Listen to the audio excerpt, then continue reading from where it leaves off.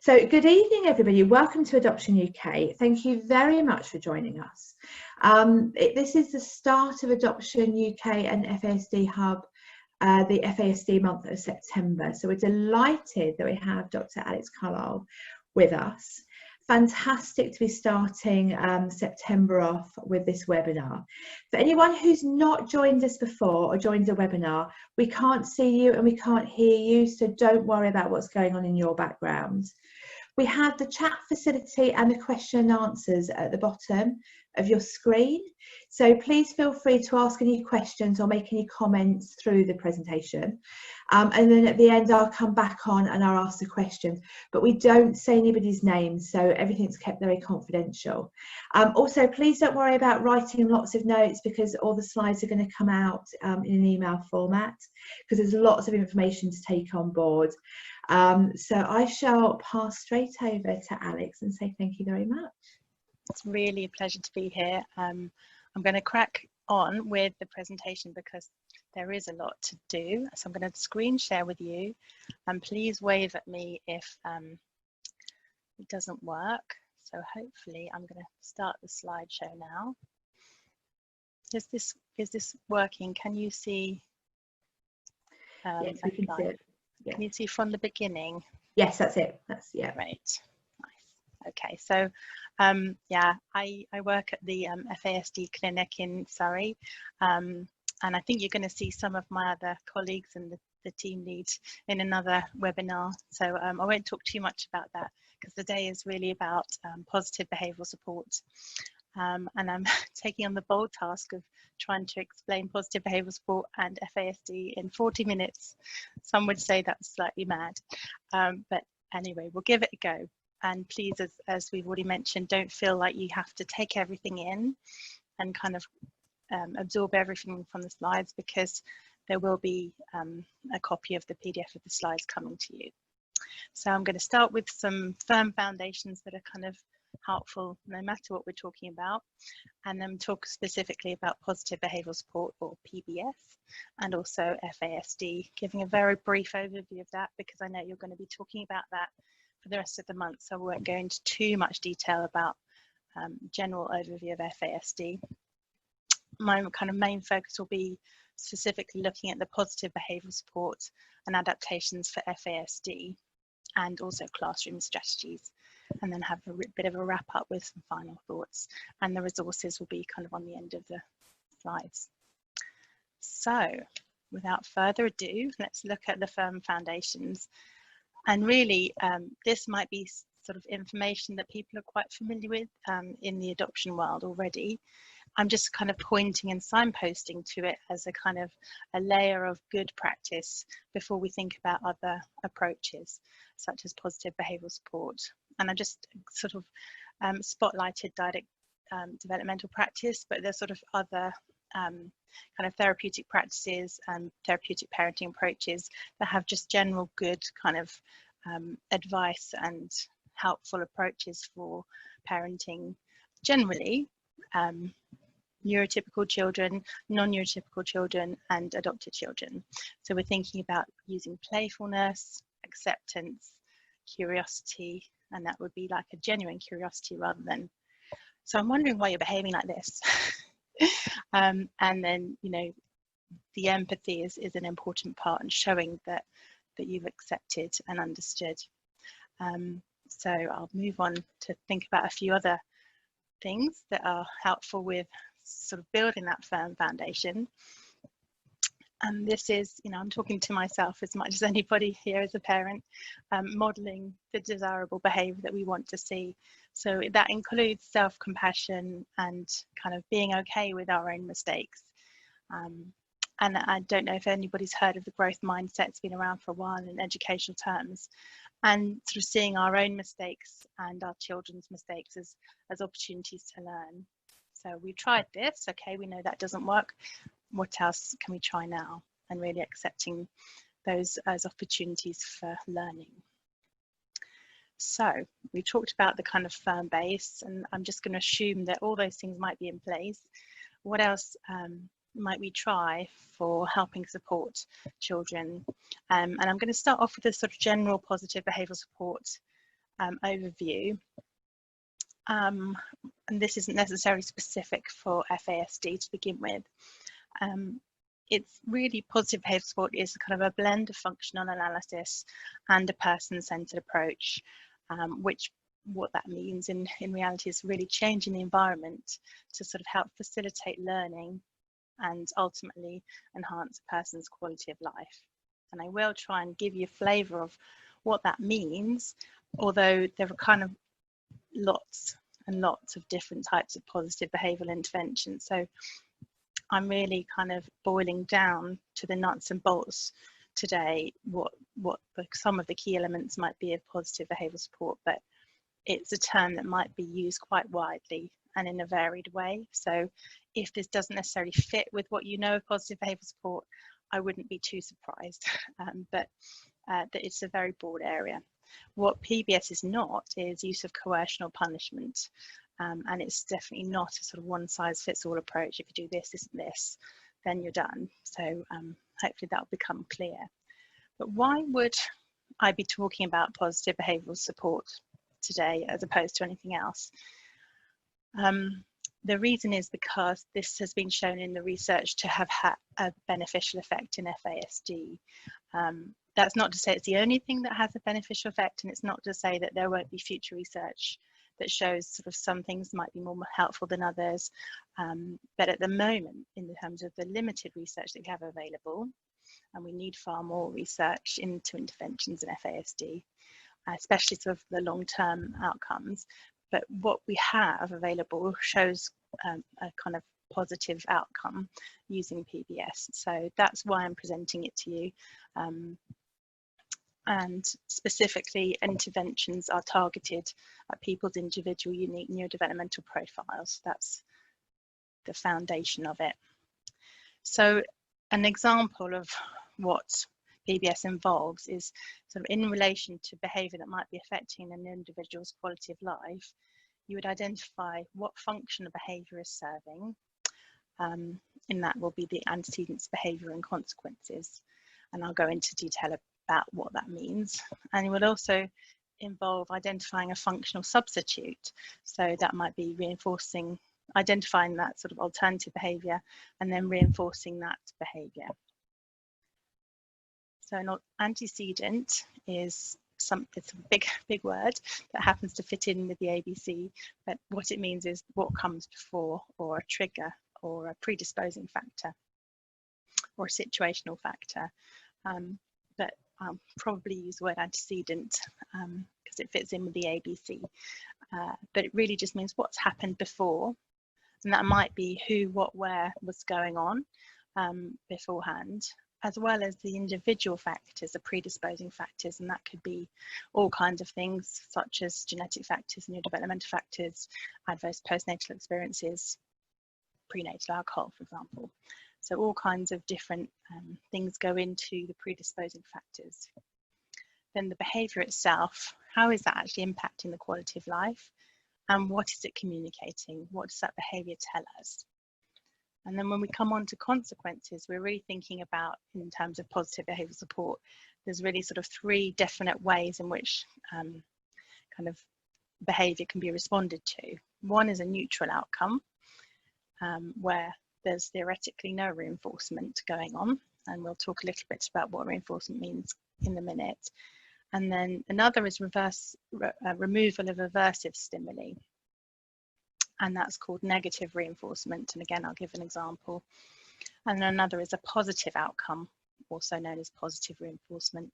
So there's different ways of the sort of outcomes of the behaviour is the consequences.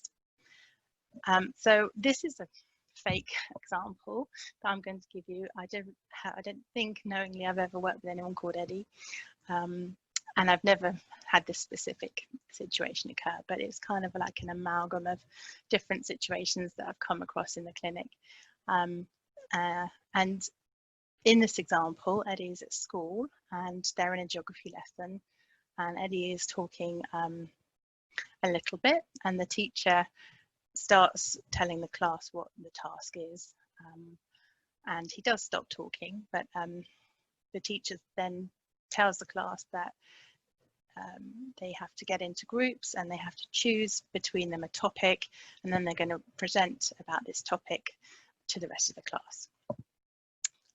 Now Eddie loves volcanoes, so he's in geography lessons, so that's great. He might think that he could get the rest of the group to talk about volcanoes, but sadly he didn't convince other people, and he didn't have the ability to understand, he didn't have the theory of mind to understand why other people didn't think it was as important as he did. So he was really quite confused and upset about that not going his way. He was also distracted when he was being told the instructions for the task, and didn't quite understand them. And so he'd got a different view of what was supposed to happen than other people. And there was a lot of noise in the class, and because they were getting into groups, they were sitting differently, and he was much closer than normal to the other children. So there's kind of like a perfect storm of things going on for Eddie here. And he starts to fidget. And then when it becomes clear that the group really doesn't want to talk about volcanoes, he starts kicking the chair in front of him. And understandably, the teacher at a certain point thinks that that's not tolerable and sends Eddie to the inclusion room to calm down, thinking that that might be helpful.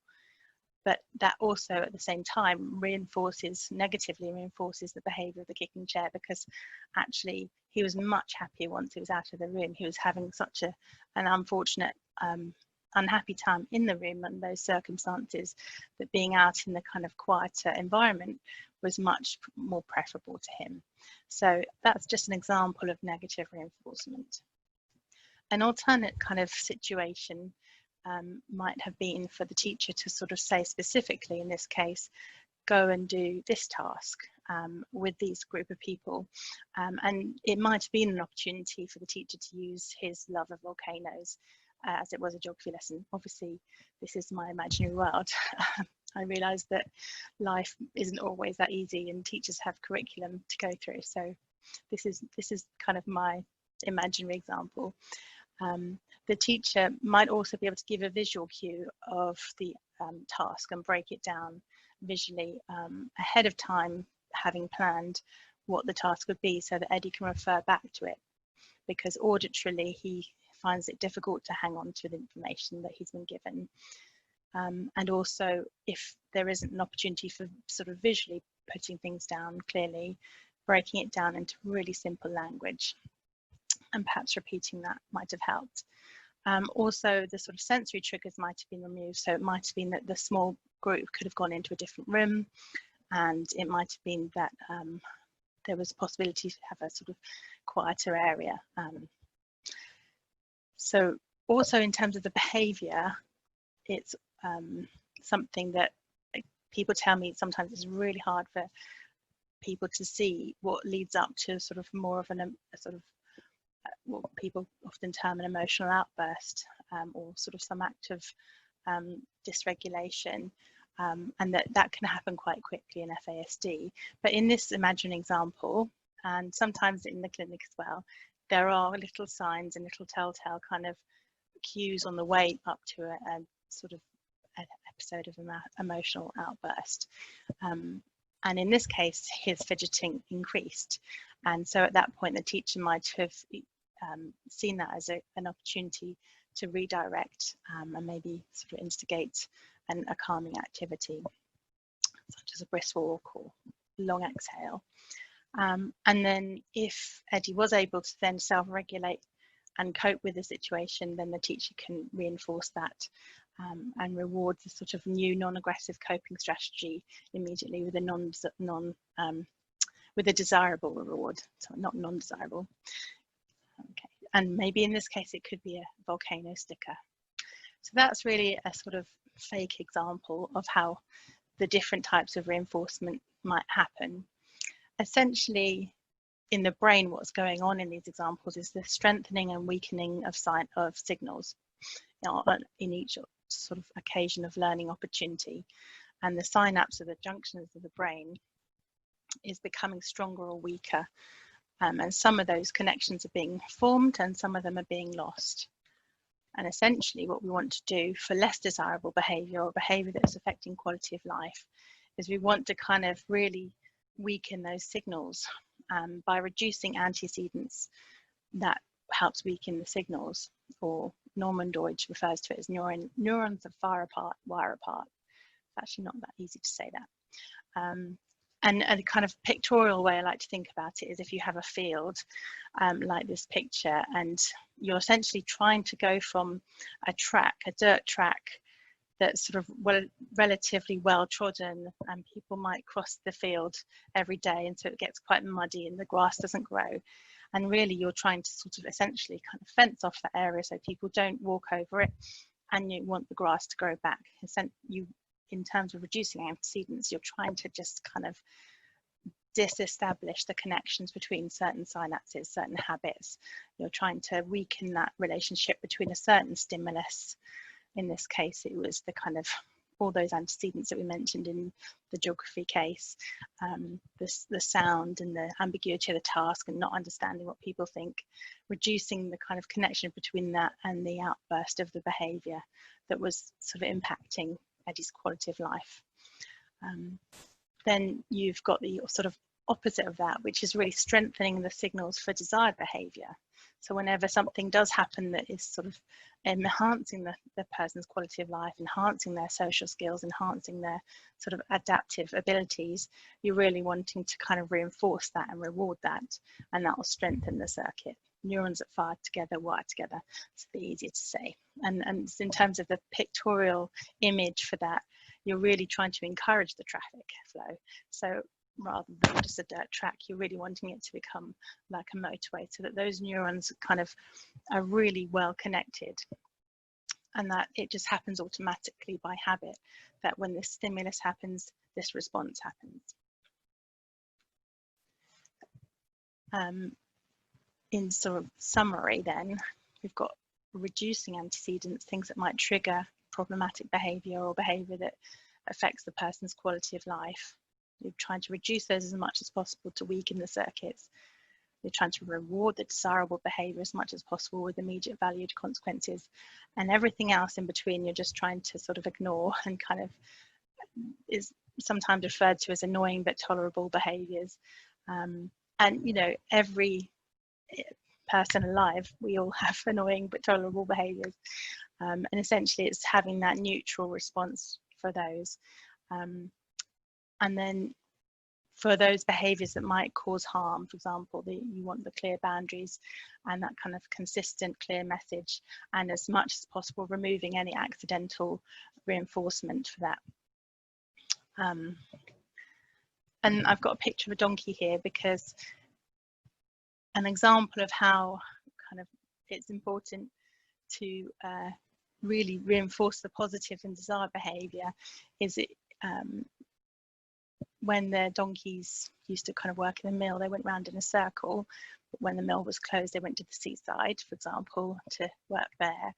And the people who were sort of now in charge of them wanted them to walk up and down, give the children rides, but they didn't know how to walk in a straight line. And so rather than hitting the donkeys on the back with a stick, because that didn't help them know how to walk in a straight line, the owners gave them a little bite of a carrot so they could be motivated by the carrot, take a step, take another little step and another little bite, and eventually with enough carrots the donkey was walking in a straight line, and ultimately those circuits were strengthened for walking in a straight line and the carrot wasn't needed. Oops, just going back there. So just to summarize, the stick approach doesn't teach what we want to see. It might give you a signal that that isn't the right thing, but it doesn't tell you what the right thing to do is. So that's why rewards and things that are inherently motivating, which by the way might be very different for different people. And while I remember it, I'll just say in FASD, sometimes children don't respond to rewards in the same way. So that might be very bespoke and very different for different children. So what is fetal alcohol spectrum disorder? I've given you quite an in-depth brief overview of PBS. Now I'm going to give you a brief, hopefully, overview of fetal alcohol spectrum disorder. So essentially it's what happens when individuals are exposed to alcohol in utero. But because there are so many variables like dose and timing differences, genetics and environmental influences, there isn't really a single pattern of sort of neurodevelopmental problems or difficulties, and there's no sort of one single measure that we can use either. So really, it's really important to bear that in mind with the information that I present next, because every child really is very different, and I'm presenting a kind of most common picture, but that doesn't mean that would be true of your children or potential adoptive children. It's a general overview that I'm presenting, and that's why assessment is really helpful to get an individual's chart sort of profile, because it really is variable. In terms of criteria for fetal alcohol assessment, which I won't go into detail about, but what we look at is these 10 domains, not necessarily all of them in our clinic, but they need at least 3 to get to diagnosis, and quite often there's information from sort of other sources that would indicate there are sort of more than 3 areas of difficulty. So there's quite a lot of, as you can see, domains that we look at, and I won't go through them now. I would encourage you to look at this link. It's a wonderful pamphlet, and there's also another one that I think my Scottish colleagues designed, Making Sense of FASD, which you might learn about in another webinar, but that's also excellent. And this one and the Making Sense of FASD is really helpful in terms of easily accessible information, good examples of what is FASD. And this picture is nice because it gives you an idea of how different the different skills and areas might present as. So you've got somebody with a physical age of 18, and they've got here a reading sort of age of 16, but a social skills age of 7. That's not to say that everybody with FASD has that profile, but that's just an example of how varied it can be and how confusing that might be for people supporting the child and the individual themselves. Again, this is just a sort of really brief flick through some common problems. I'm not expecting you to read all these, but they are kind of my summary of common, my sort of anecdotal clinical view of the common difficulties that we see from having written many reports now. These occur a lot. That's not to say that if your child doesn't have these, then it's not FASD, or if they do have them, then it is FASD, because obviously we need to rule other things out, but these are really common in FASD.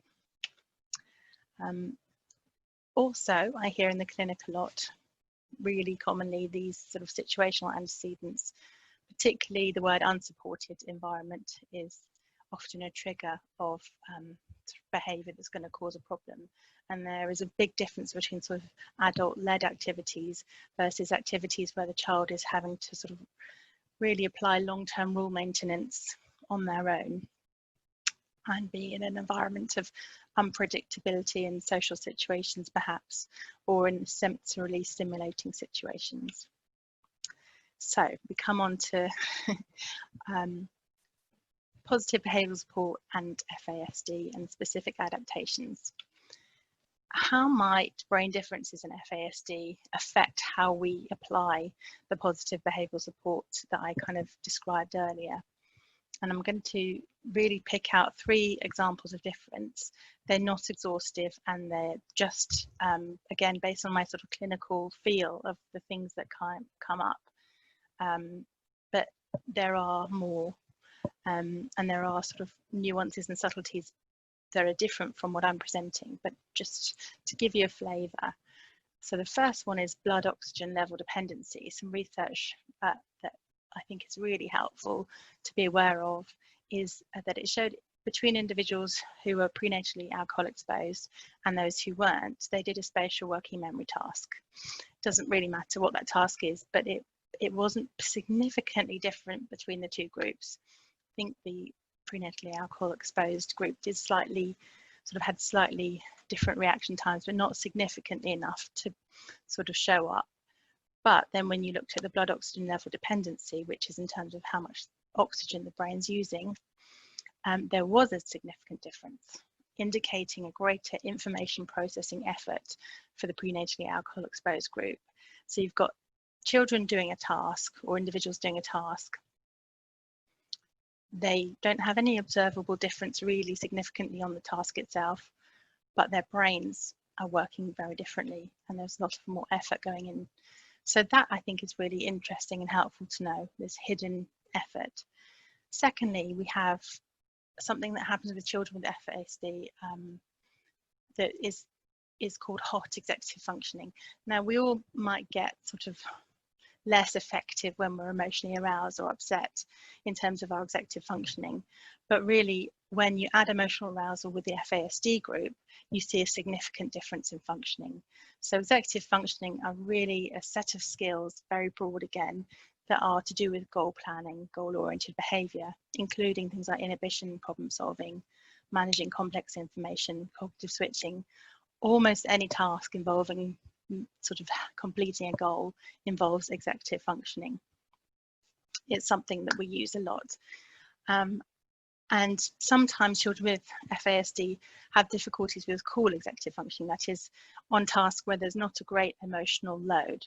But when we add that emotional load, there's some research that shows that there really is a very significant difference between the children with FASD and those without, especially in terms of decision making and risk taking, and that inability or difficulty to learn from negative experiences when there's that additional emotional arousal.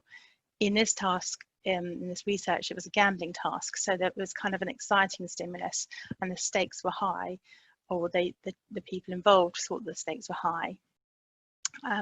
They all ended up with the same reward and outcome, but at the time of the assessment they didn't know that that was going to happen, and that really affected their decision making. And so the sort of third area that I'm going to present of difference in FASD, this is a potentially overwhelming slide, and thanks to Ed Riley for permission, well, vicariously via Raj, to use this information. But essentially, if you look at column 1, that's FASD, and column 2 is controls, and you can see the column difference between columns 1 and 2. That's in response to a conditioned stimulus. And then in column 3, you have FASD, and in column 4, you have controls, and that's showing a different response to the unconditioned stimulus. And I'll quickly move on from that overwhelming slide to really kind of summarize in my own words what that might mean. Essentially, there's an enhanced activation to an unconditioned stimulus, which an example of an unconditioned stimulus is, for example, food, which is naturally, certainly for me, naturally sort of stimulating, and you don't need to teach that response, you get an automatic brain response. In the FASD group, you had an automatic response that was much larger.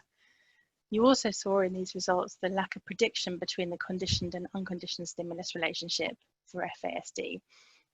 Essentially, that means it's just a more random response to stimuli, and you don't get that progressive learning. And when you look at the sort of parts of the brain, it was sort of real lack of engagement of the frontal and parietal parts of the cortex. And so the way in which the brain is processing information is not happening in the same way between FASD and control groups. Now, again, this is just research, and it's just one example, and not everybody who has FASD has a brain response like this. It's just in general terms, we can see that there are differences. So what do all those sort of different bits of research tell us? And how does that map onto what I see in the clinic as well? Essentially, hidden extra brain activity from the BOLD research, blood oxygen level dependency. So what do we do about that in terms of accommodations? We can recognise that everything's going to take more effort, or certain tasks, and in this case it was a spatial working memory task, which is a common problem for FASD, things like maps and visual sort of spatial planning and processing. And we can just also recognise the extra effort and give more breaks.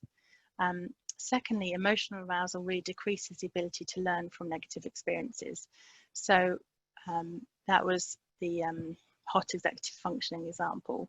So what can we do? We can reduce situations where the children are put in that sort of extra high stakes environment, which would be an external kind of support in terms of trying to reduce the arousal as much as possible. We can also teach kind of self-regulation strategies, which would be like an internal, something that children could do themselves. But I would just quickly add that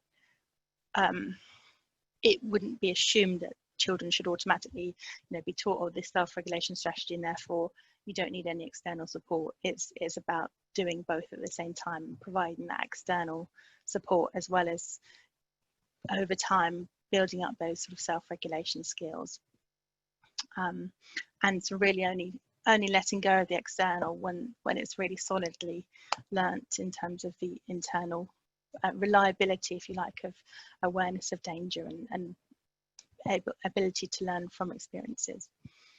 Then thirdly, looking at the brain differences, as I've sort of already alluded to earlier, sometimes the brain of people with FASD might not respond in the same way that you maybe expect, and some children perhaps might not like rewards, some children may love rewards, or it just might not be a sort of response that you'd expect, and it might not be the route that you'd expect in terms of the way that the brain is actually kind of physically processing that information, and so it might need extra time to allow the learning to take place. It might need repeated opportunities to allow the learning to take place, simplification to allow it to take place more smoothly, and then again that continued external prompt. In summary, I don't know whether people have heard of the zone of proximal development. It's quite a widely known thing in education, certainly, but really we're looking at, in terms of sort of managing antecedents, you're looking at starting from that zone of proximal development. Where should I start? Sometimes it can seem overwhelming, but we're looking at reinforcing desirable behaviour where the child is already kind of able to function well with support. And when reducing antecedents, we're really looking in the areas of attention, emotional regulation, executive function, communication, social and sensory difficulties. Sorry to whiz through, just can see the clock ticking by. So this is a really nice kind of visual, and I won't go through it in detail, but what I really like about it is it looks at the behavioural symptoms, and then it looks at the kind of accommodations that you might need to make for children or individuals in relation to those behavioural symptoms. And it also looks at the brain differences that might underlie that. They're not exhaustive, but they're a good example. And it also looks at the sort of second column, can look like.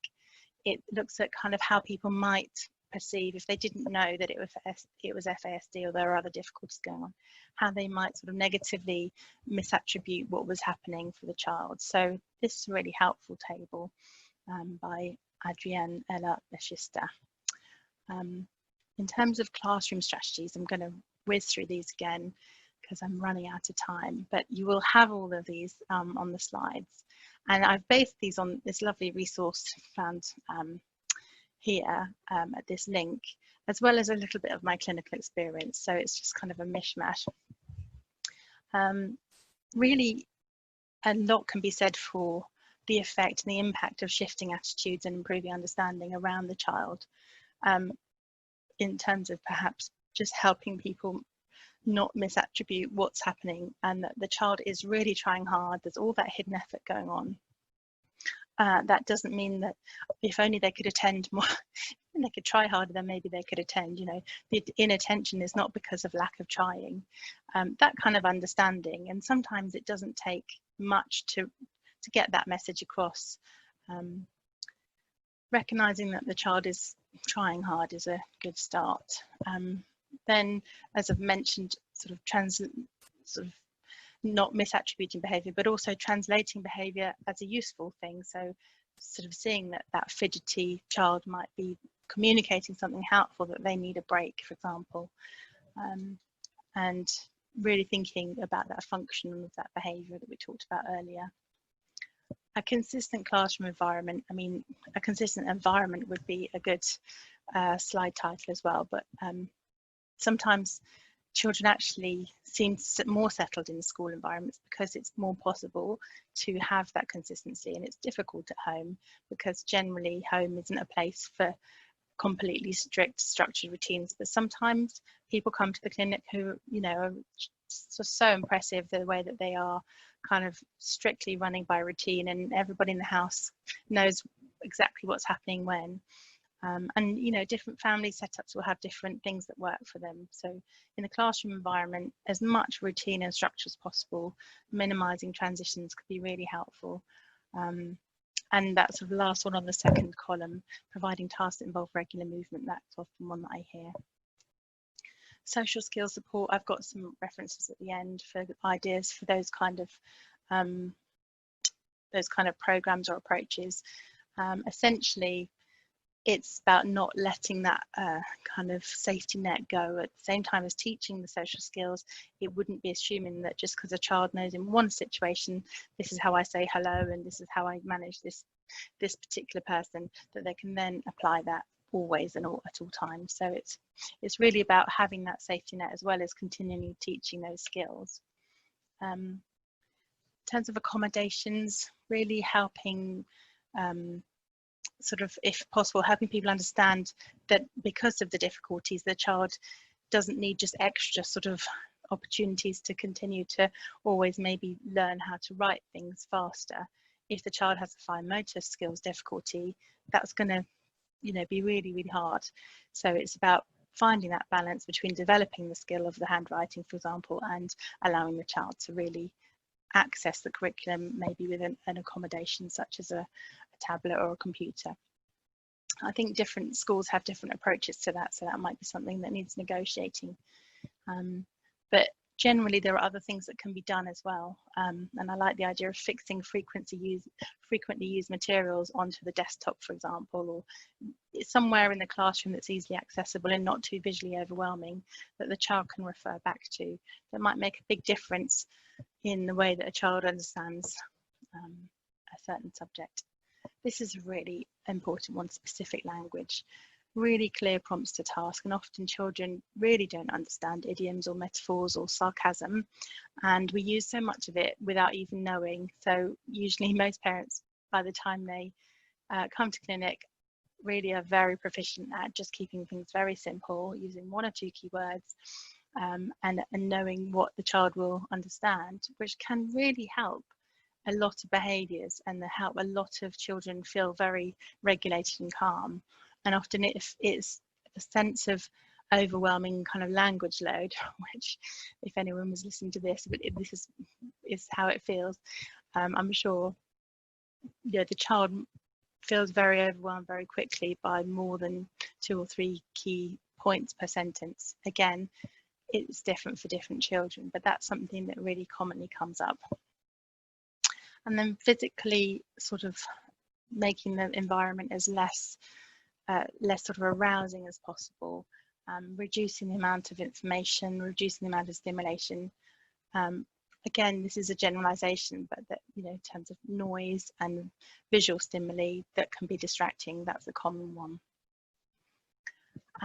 Math support, there's a lovely program called the MILE program, and I mention it because it kind of really focuses on the core deficits of maths difficulties, but it's also really good generally for thinking, kind of giving people and perhaps pointing teachers in the direction of things that might work well for children with FASD and approaches that work well. Just a little 10-minute video on it, so that might be good to kind of follow up and look through. So in terms of my final thoughts and resources, so going back to the beginning, it's about antecedents and reducing those, making accommodations for any triggers wherever possible. Rewarding desired behaviour, thinking about that donkey needing to know what to do, what the right thing to do is kind of giving a clear message of that, and sort of with immediate and valued rewards, with that extra just awareness of sometimes children have different reactions to certain stimuli. So sometimes certain rewards might not be a good idea for some children, might be over arousing, for example. So about finding the right reward in the right moment to do that. Setting realistic goals for yourself. If you are going to approach some positive behaviour support work, really have very small achievable steps, really start in that zone of proximal development, where is a child able to kind of, what's a child able to do with support. so that you're able to be consistent. It needs to be small, because otherwise it will become very difficult to continually apply something, especially sometimes when you get an extinction burst with a certain behaviour. So start what you can continue. And last but not least of this little summary, be really kind to yourself, and your well-being, as I'm sure you know. You talk about this, I expect, in this forum. Your well-being is so important for your children.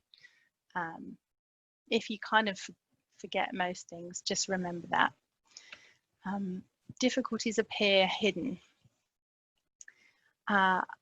We've talked about how the brain is different, and you can't necessarily see that. The brain waves are acting, not the brain waves, but the brain patterns are responding differently, and the blood oxygen level is kind of different, and people can't see that. But you can see the sort of outcome. You can see the fatigue, you can see the upset, you can see the hyperactivity, which is often what happens when there's a lot of fatigue.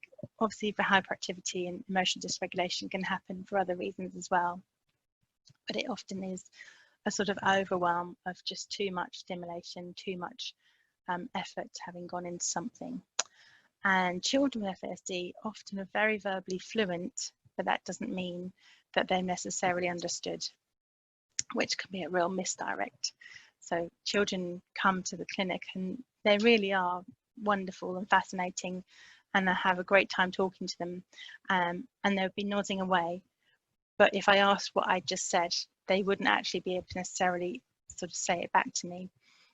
But if I hadn't known to ask to check back, then I think it would have been easy for me to assume, and for other people to assume, that the child fully understood. Change might be gradual. This is a Temple Grandin quote, who has autism. There was no single breakthrough. And I would also just add to this, change could be immediate. So we never know, but it could be a long series of incremental steps. But some changes can happen developmentally. The brain is amazingly plastic, and you never know. I would really recommend Carolyn Blackburn. I've spoken with her at some conferences.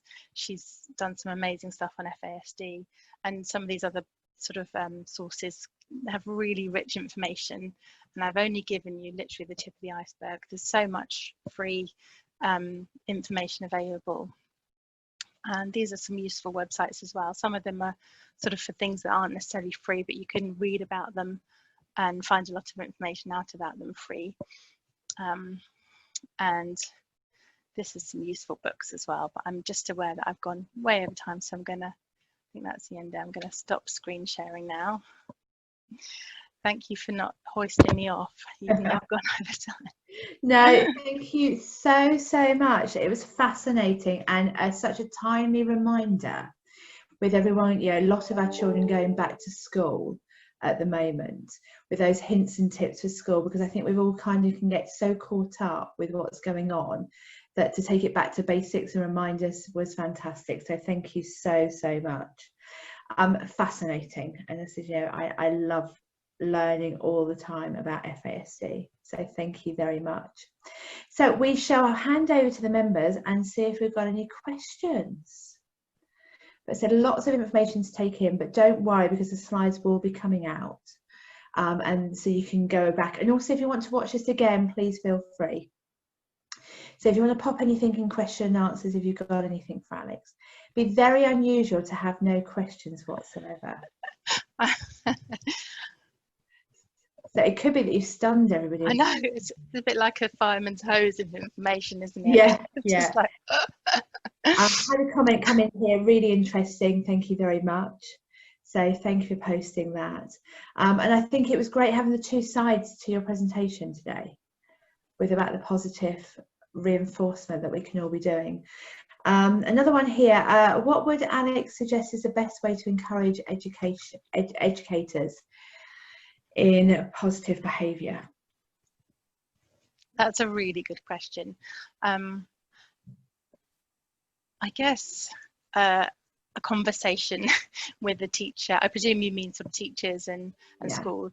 A conversation with the teacher helps, and I'm never cease to be amazed by how much parents and carers have really got their children. They, you know, by the time they come to clinic, certainly they've known the child a while, and they know all those little telltale signs that the child is exhibiting, usually those little facial expressions or those sort of scratches, and those things are so important to really communicate with the teacher. So teachers might know about positive behaviour support, and I presented to some teachers a little while ago, and they really did know most of it already. They were just like, oh yeah, we know all that. It was just that once they kind of got their head around, oh, so the child needs support, and that it's not because they're not trying. Oh, it's like attention is their biggest problem and executive functioning, so we need to break things down, give them visuals. They were totally on top of that, and some of the resources that I've given might be really helpful for some teachers, and some teachers at schools might know all that already. It's just really a question of identifying that those, making sure that those difficulties haven't been misattributed to other sort of adverse experiences that sort of people don't think that actually putting in place structure and visuals and repetition and simple language, that is really helpful.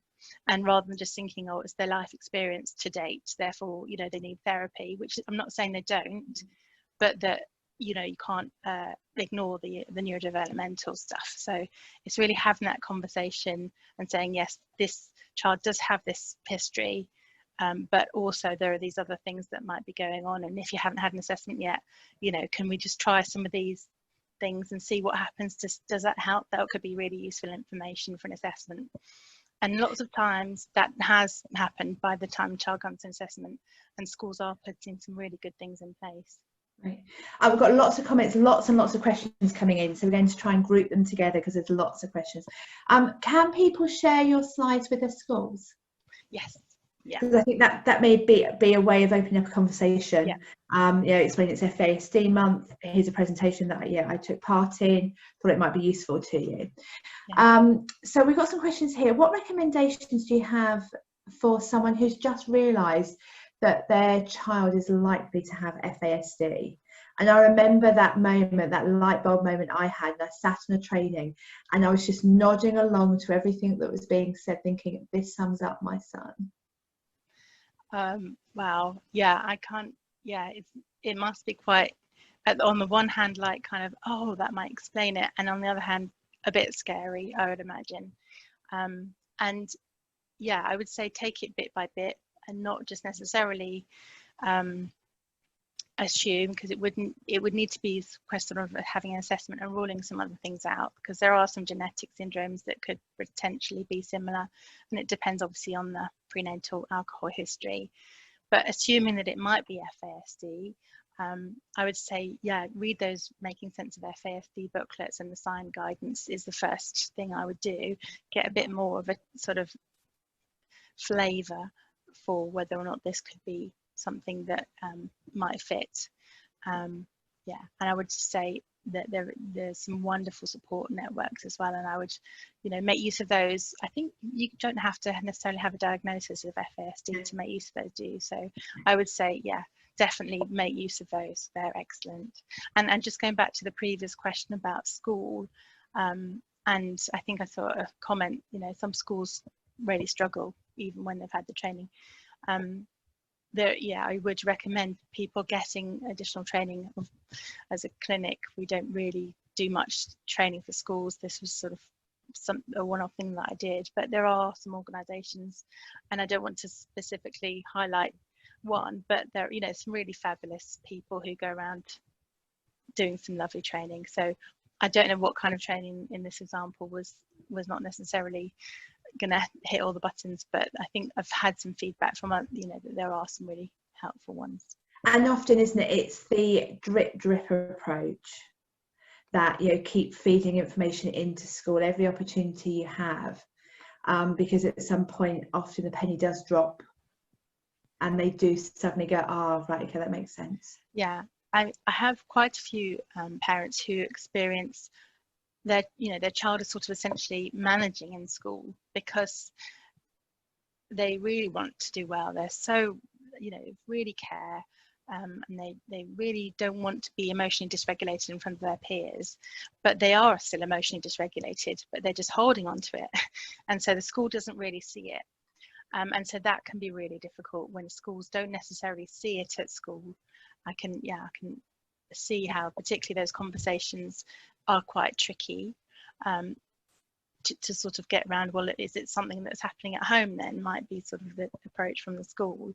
But if you can just go into that situation knowing that's a common response, and then like, actually no, it's because, you know, here's the research that shows that the brain is working harder, and that's why, you know, they're still able to kind of manage their emotional arousal just about at school, although things quite often leak out. But definitely when they're in the safe place at home, they can't manage that anymore. Yeah. We've got some questions linked around having a child diagnosed, and is it worth, in this case, a 14-year-old being diagnosed? And I think everyone that we've spoken to, adults included, have said it really helps at whatever age. Yeah, I mean, I might be biased, but the feedback I get is usually it's a really helpful process for people, that they, you know, they know something's not quite right. They're continually getting feedback. Can you stop doing that? Stop fidgeting. Stop, put that down. You know, why don't you listen to me? They're continually having that experience of life, and sadly, sometimes people internalize that, and that causes sort of secondary difficulties. So that's why to have potentially a diagnosis, even if you weren't putting in place other things to sort of help that we talked about in the antecedents, if just to explain, you know, oh, it's not me, you know, I'm trying my best here. I can you know, I can see that this is something that's just different with my brain. So I would say yes, it's worth doing. It's worth it. Okay, we've got some questions which are coming up around FASD and where autism and ADHD may sit underneath there, or whether there's crossovers to them. That's a great question. If I was to go back to that sort of slide with all the 10 domains on it, one of the domains is social communication, and within that sits autism. So one of the domains of the sort of diagnostic criteria essentially is autism. So yes, it's very much a part of a potential outcome is autism, or even if children don't meet criteria, sort of threshold criteria for autism, they might have social communication difficulties. Then in terms of ADHD, there's two domains that covers. There's the inattention domain, and then there's the executive function domain, which includes impulsivity and hyperactivity. So if you've got the inattention and you've got the hyperactivity and impulsivity, then you have ADHD. Or if you just have the inattention on its own, you have ADHD inattentive type if they meet threshold criteria. So it's very common presentation in the clinic would be ADHD inattentive type and social communication difficulties that may or may not meet criteria for autism, as well as executive function difficulties, but not necessarily hyperactivity, sometimes hyperactivity, depending on the age of the child, because again, that is something that we often find that with age, the hyperactivity might reduce somewhat. Yeah. Sorry, I've got quite a few more questions, and I apologise to everyone. We're trying to group as many together, so we won't be able to answer everybody's, because there is literally so many questions coming in. Please feel free to follow up as well if you don't think I answered that. So there's questions really around school, and especially transitions and free time. And I know from experience that can be the hardest part of school. The transitions and the free time in school, yeah. A lot of children I've seen recently have sort of some kind of supervision arrangement where they have a lunchtime supervisor, or, you know, and that's really seems to be working well for both parties, or they know that they go to a particular area of the school that is sort of lightly supervised by a particular person. This is more primary age. It does get more difficult obviously in secondary school, and it gets more difficult if the school is not able to provide funding, or the sort of extra funding that they have available in their kind of pot isn't able to cover something. So in terms of solutions that don't involve money, I would say have a plan in place for where the child knows that they can go to be safe and quiet and calm, And although we might feel like it's the best thing to do to always be playing with somebody in a playground, that might not be the most wonderfully sort of that might be over arousing for certain children. I mean, it might, for certain children, they might love it, but it's just about being aware that what our sort of expectations of a good playtime is not necessarily the same for all our children. They might actually just need that time. They might be so tired from trying in class that they just need to sit down, or they just need to run around and not have any sort of social interaction, and actually trying to sort of engineer playing with other children where they're learning social skills that potentially could be good, but without sort of supervised adult support, that might create more problems and more over arousal. So I would say ultimately the best thing would be sort of having somebody supervising contact, but that obviously isn't always possible. And so having a kind of a plan in place for where a child can go that they know is a safe area or a quiet area. And often that's where the reception staff, especially in primary school, can really come into their own. Sometimes having a shorter lunch break and then having some key jobs to do in the school can work really well. There's some amazing examples. I mean, some children have got these plans and these schedules of kind of, you know, physical activity movement breaks during, you know, they have a schedule, this is what I do first, and then I, you know, and it's all planned out. Or like you said, that they've got, you know, they go and do the register, or they have a particular responsibility, and that enables them to sort of, or they have, you know, for older children, they have accommodations in the library, or maybe other children aren't allowed that, but they are. And then quite sort of secondary schools, I think, you know, have a broad range of children with range of difficulties. There are potentially options, but it's finding what suits the child, because the child might not by that age want to do that, or there might be other children around who, you know, aren't great for that person to hang out with. And you can really tap into their interests and get the school to tap into their interest. Absolutely, that's a fantastic point. Yeah, there usually is something. Don't know that I've ever seen anyone where there isn't. So there is usually, I mean, I know we're a sort of unusual clinic in the sense that we see potentially more severe end of the spectrum, but yeah, that's a really good point. Yeah. Thank you. Do you have any top tip for transitions from school to home and home to school? I'm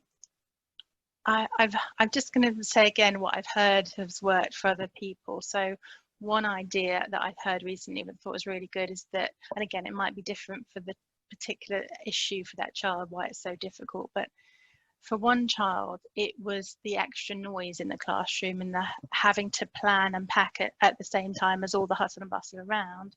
So what had been organised was that the child was picked up later.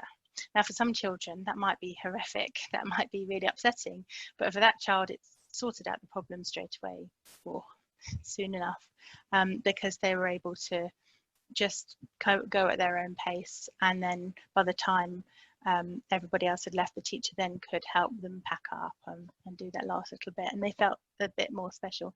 That might not always be possible, I do understand that, but there might be sort of some other areas sort of that can help, like the visuals, having a list of what things you need to actually do to sort of go from one thing to another, especially sort of home time. That involves usually kind of collecting things from various areas, and that involves a lot of executive function skills. So generally I would say trying to help the school understand that if the child can't do it, they're not being difficult. You know, you might need to go in as a parent at the end of the day and help them if the teacher's not able to support that.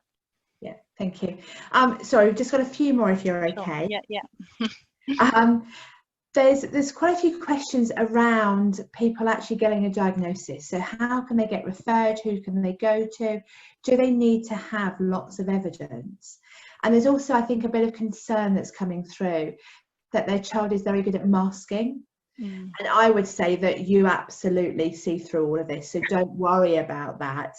Anything that I thought was like, well, they're never going to see, he doesn't normally behave like this, you were spot on with the money and saw straight through, so don't worry about the masking side. Yeah, no, we're very well aware that, you know, essentially we're almost kind of an ideal condition because it's one-to-one sort of adult attention, and you know, the day's all about them, and they can, you know, I'm particularly interested in that first bit of the session and just seeing what the child will do with sort of without structure sometimes. And you know, sometimes that's just a wonderful thing, and sometimes, especially for younger children, they do get a bit fizzy and hyperactive, so that's interesting. But you might not see, we're very well aware that you might not see in the clinic